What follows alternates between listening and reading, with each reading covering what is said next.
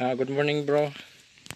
Ito, sinasabi kong bato, nakapatong sa bato. Sinadyang pinadikit. Ito, hiwalay itong bato to.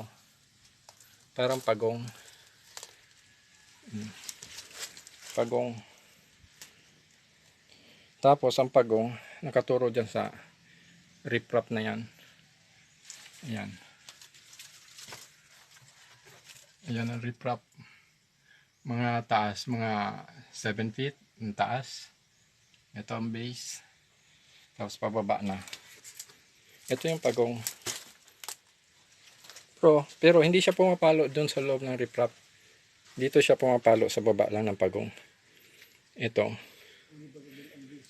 Dito lang pumapalo. So, ito yung pagong.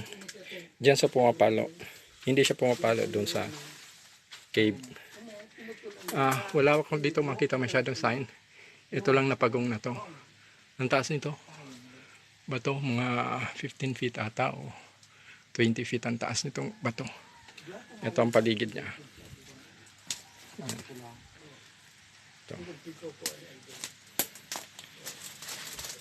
Yan, wala masyadong sign. Ito lang na pagong saka yung riprap. Dikit na dikit to bro. Hindi to maalis-alis. Iba to sa dito sa kabuuan. Okay?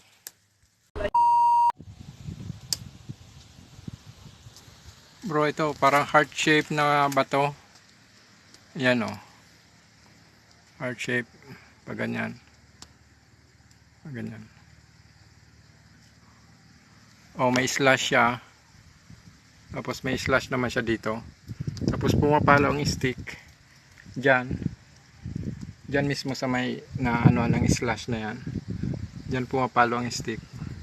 Ito parang heart siya. Heart shape. Sa tapat naman itong heart shape, may nagkaroon ng butas. Ito. Tapos, sa tingin namin parang nakakamada yung mga bato. Parang daanan, parang tunnel. Yan. Yan ang loob. Yan. Baka dito na pwedeng gawin daanan. Tingnan natin uli. Yan. Baka dito yung daanan nun. Yun, item. Yan yung slash. Tapos labas tayo. Sa likod to na ano to, sa baba to ng outpost. Outpost to, malaking batong to. Akyatin ko mamaya, pakita ko sa yung outpost.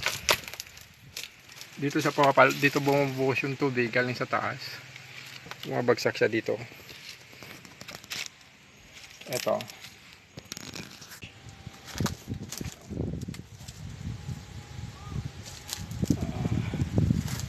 Tapos may parang telescope pa. Ayan.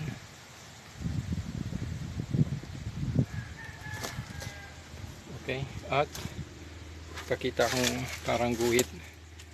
Ito. Dalawa. Tatlo. Tatlong guhit. Isa, dalawa, tatlo. Ayan. Itong likod natin ito ng outpost. Ito yung outpost, pinaka-outpost. May buhusan ng tubig. Okay?